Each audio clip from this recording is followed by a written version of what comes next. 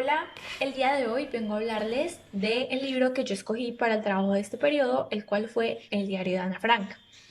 Este libro es una novela histórica de carácter biográfico, por lo tanto, todos los relatos que pues hay en el transcurso del libro son relatos de la vida propia de la autora, no son historias de fantasía ni cosas externas a su vida, sino que son cosas que le pasaron a ella durante un plazo de tiempo de su propia vida.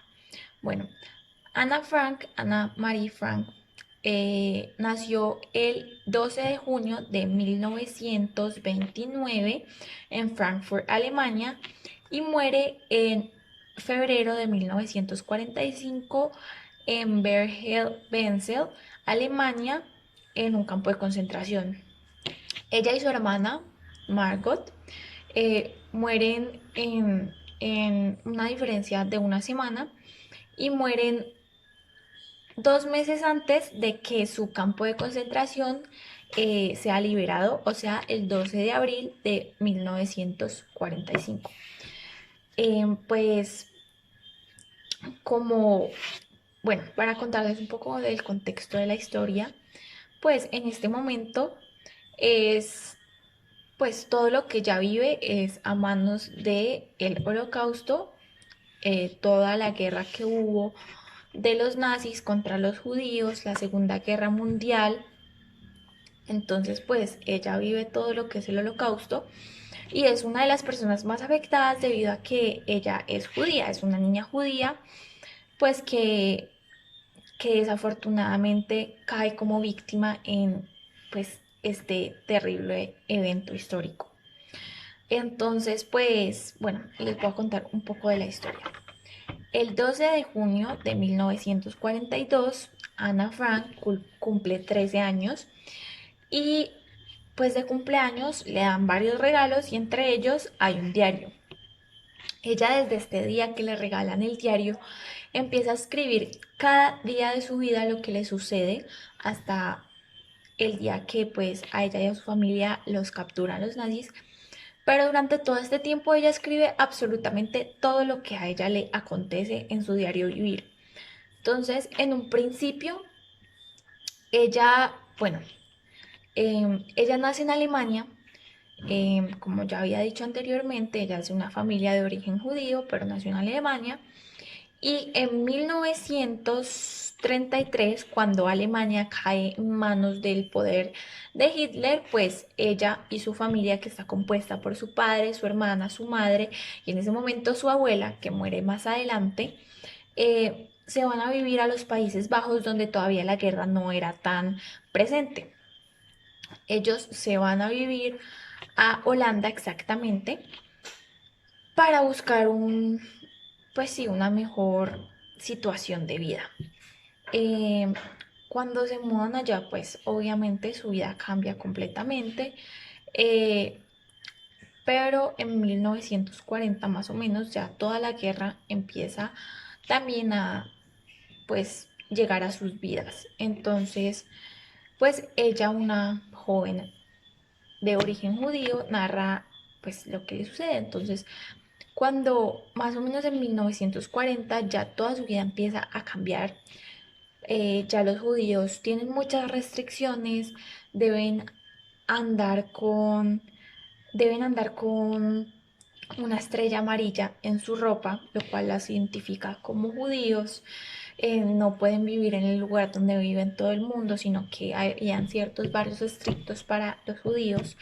Eh, Estudian en escuelas únicamente para niños judíos, las tiendas en las que venden judíos solo pueden comprar judíos y los judíos solo pueden comprar en tiendas judías. Y bueno, muchísimas otras restricciones. Al principio ella cuenta que estudia normal, vive en su casa normal, no tiene problemas, pues sí, pues tiene restricciones, pero no se comparan a muchos de los otros problemas que trae el holocausto para muchos otros judíos. Cuenta que va a la escuela, tiene su cumpleaños, conoce a un niño, pero el 8 de julio de 1942, un miércoles exactamente, tocan la puerta de la casa de Ana, su hermana Margot sale a ver pues quién era y cuando entra con una cara totalmente petrificada, pálida totalmente, súper asustada, y es porque a ella y a su familia las habían citado. Ellos sabían qué significaba esto. Esto significaba que, pues normalmente cuando a los judíos los citaban era porque ellos iban a ser llevados a un campo de concentración. Esto obviamente los altera muchísimo, así que ellos deciden esconderse. En el escondite de la familia Van Den. Ellos viven en un anexo secreto, en unas oficinas, en las oficinas exactamente donde trabaja Otto, el padre de Ana. Entonces, pues esas oficinas, pues es un edificio. El edificio en la parte de adelante, pues tienen sus oficinas, trabajan con químicos y había una puerta que llevaba al anexo secreto. La puerta estaba súper bien escondida para que nadie los fuera a encontrar. Entonces, ellos venden su casa, guardan algunas de sus propiedades en casas de otros amigos y al día siguiente en la mañana muy temprano deciden salir hacia allá. Llevan puesta muchísima ropa, pues porque obviamente no pueden llevar maletas porque si no se va a notar mucho que se van. Y así empieza la historia. Ellos van, entran al anexo secreto. Ella cuenta que normalmente le gustaba escribir en las tardes, porque a esa hora las personas de su casa tomaban la siesta. Eh, pues a pesar de como todas las condiciones en las que ellos vivían, ella vivía muy tranquila, siento yo. Cuenta como lo difícil que era la convivencia en ese lugar, porque durante 2 años no pudieron salir en ningún momento. Se podían bañar únicamente los sábados y los domingos para recursividad y pues para no hacer tanto ruido. Hubo un tiempo que a las 8:30 llegaban trabajadores al lugar. Entonces ellos en ese transcurso de tiempo, mientras los trabajadores estaban ahí, obviamente no podían hacer nada de ruido, le tocaba caminar muy poco y si caminaba era descalza o en medias, no podía tocar los escalones que sonaban, no podía soltar la cisterna, no podía usar agua del grifo. Estaba prohibido rotundamente toser, estornudar, reírse o hablar si no eran susurros. Y pues eran unas condiciones bastante difíciles. No podían abrir las cortinas en ningún momento. Y pues como ya dije anteriormente, fueron 2 años de su vida así encerrada, escondida, donde pues no podían salir absolutamente para nada. Su padre, Otto, se encargó de los estudios de ella y de Margot. Em, Su entretenimiento era leer libros, estudiar y escribir. Em, y en eso se basó su vida hasta que el 4 de agosto de 1945 ella y su familia y pues las demás personas que vivían con ellos son descubiertos y llevados cada uno a diferentes campos de concentración. En la historia también al principio se ve un poco como cómo va avanzando la guerra. En un principio ella muestra como pues que sus alrededores eran muy tranquilos a pesar de todo lo que estaba sucediendo. Después ya con el tiempo empieza a contar cómo empieza a ver por la ventana cómo se llevan a las familias, cómo todos se separan, van a campos de concentración y pues ellos, eso les daba esperanza en algún momento porque pues sabían que mientras muchas personas iban a morir, pues finalmente ellos a pesar de estar escondidos, pues estaban a salvo. Eh, y muestra mucho de cómo era la sociedad en ese momento, cómo todo era tan difícil, los niños en la calle eran abusados, no tenían comida, no tenían educación, los aviones rodeaban los cielos todo el momento, en todo momento, había muchos bombardeos, eh, aviones chocaban, los alemanes disparaban y bueno, empieza a contar como todo el terror que se vivió en ese momento. Mm, bueno, ya un poco más del libro, pues como dije anteriormente, ella muere en febrero de 1945. El libro es publicado en 1947, póstumo a su muerte. Mm, eh, y pues el diario como tal tiene pues muchos mensajes y como un sentido muy, pues sí, que le deja a uno como a pensar mucho. Entonces, primero, pues quiero citar un poco a ella, que a pesar de las circunstancias en las que ella vivía, ella seguía creyendo en la humanidad. Ella dice, no pienso en toda la miseria, sino en la belleza que aún permanece. Ella, en las condiciones que vivía, todo lo que le tocó pasar, ella seguía creyendo que allá afuera había algo más, que ella siempre se muestra como mucha esperanza, muestra que ella siempre dice que sueña con ser escritora, con ser periodista en su momento, que eso iba a acabar, que las personas que iban contra los alemanes iban a rescatar a ella y a su familia y pues que ella iba a lograr sobrevivir y ella seguía creyendo en la humanidad. Ella en algún momento dice, a pesar de todo, continúo creyendo en la bondad íntima del hombre, porque ella muchas veces lo decía, ella sentía que era una persona, pues como que todo el mundo la veía como una rareza por, por, pues sí, por su condición de judía, que no es una condición, es algo normal, pues sí, es una religión que debe ser completamente respetada como cualquier otra religión, y que ella era vista como si no fuera persona, cuando realmente lo era, pero a pesar de que otras personas estaban haciéndole eso a ella, ella seguía creyendo absolutamente que en el mundo existía bondad y que muchas otras personas en el exterior tenían corazón.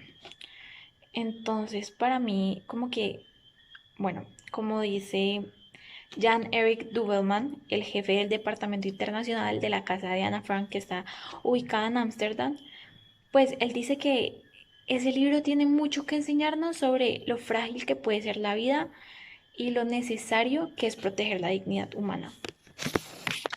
Y, y pues lo urgente también que lo es. Y como que eso, pues, no sé, en mi posición me hace pensar mucho que, pues, esto sucedió hace mucho tiempo y obviamente como el genocidio que se vivió en ese momento no es comparado como totalmente con nada de lo que se ha visto en la historia, pero igualmente se siguen presentando eh, muchas situaciones que abarcan mucho la desigualdad, la exclusión, el racismo que puede haber en el mundo por el hecho de pensar que somos diferentes unos a otros por religión, por cultura, por el color, cuando realmente no, pues no es cierto, ¿me entienden? En un momento ella dice que lo que se hace no se puede deshacer, pero se puede prevenir que vuelva a ocurrir. Entonces, pues, o sea, el diario constituye un conmovedor testimonio de ese tiempo de terror y persecuciones. Entonces, y pues como ella dice, pues obviamente eso ya no se puede deshacer, pero yo creo que si hay tantos testimonios de lo que pasó en ese momento y de lo que ha pasado a través de toda la historia por el racismo, por la exclusión, por pensar que unos somos diferentes a otros y ya ha avanzado tanto el tiempo, hemos evolucionado en tantos sentidos, porque no evolucionamos en este, porque bueno, como dije anteriormente, no se puede comparar el genocidio que hubo en ese momento, pero igual sigue habiendo muchísima exclusión, porque sigue ocurriendo esto, porque si ya ocurrió y ya aprendimos, ya entendimos como el alcance que puede llegar a tener ese tipo de pensamientos, porque no lo paramos. En, Voy a citar a dos autores, un poeta y una escritora canadiense, que hablan del racismo y que pues va muy encaminado en esto. Ellos dicen, primero William Faulkner, poeta, él dice vivir en cualquier parte del mundo hoy y estar contra la igualdad por motivo de raza o de color es como vivir en Alaska y estar contra la nieve. O sea, todos somos diferentes. En el momento que nacimos, todos nacemos diferentes, todos somos completamente diferentes. Entonces, ¿por qué no aceptar esa diferencia? O sea, es como vivir contra la realidad, vivir contra el mundo, porque es la realidad, es lo que hay, es es como el presente y es algo que nosotros debemos aceptar. Entonces, ¿por qué no es algo aceptado? ¿Por qué no es algo que realmente uno diga como, bueno, sí, es verdad? Y la escritora canadiense Margaret Atwood, ella dice, las personas deben finalmente darse cuenta que solo hay una raza, la raza humana, y que todos somos miembros de ella. Los judíos, como en este caso los cristianos, los católicos, los negros, los blancos, los indios, cualquier persona, todos somos de la raza humana. Todos hacemos parte de este mundo y eso es lo importante, entender como que esa diferencia nos hace únicos, pero no nos hace excluibles de la sociedad. No, no somos diferentes. Eh, en un principio Ana pues únicamente recibió este diario y lo empezó a escribir porque sentía que necesitaba desahogarse o hablar con alguien. Después, con el tiempo, el 29 de marzo de 1944, alguien expresa que cuando acabe toda la guerra quiere como llevar esos testimonios, esas cartas y esos documentos que hay de personas que vivieron eh, pues toda esa guerra para que se escuche. Y en ese momento como que ya le nace el deseo de que las personas escuchen eso que pasó, todo lo que ella vivió en el anexo secreto, para que no vuelva a suceder. Entonces ella tenía la intención de que el mundo cambiara a partir de eso que ella había vivido y que ella podía expresar. Entonces, ¿por qué no sucede? Y de igual manera, pues ya, como ya había dicho, esto es una obra que es publicada póstuma a su muerte, pero es con la misma intención. Su padre la adapta, finalmente pues una traductora, un traductor y escritor la pues crea su final, su pues sí, su estructura final y en 1947 la publica, pero es con ese propósito de que no se podía deshacer lo que pasó, pero la idea era prevenir que volviera a suceder. Entonces, porque si todo eso sucedió en un pasado y causó tantos problemas, porque sigue ocurriendo en la actualidad. Y ya, muchas gracias.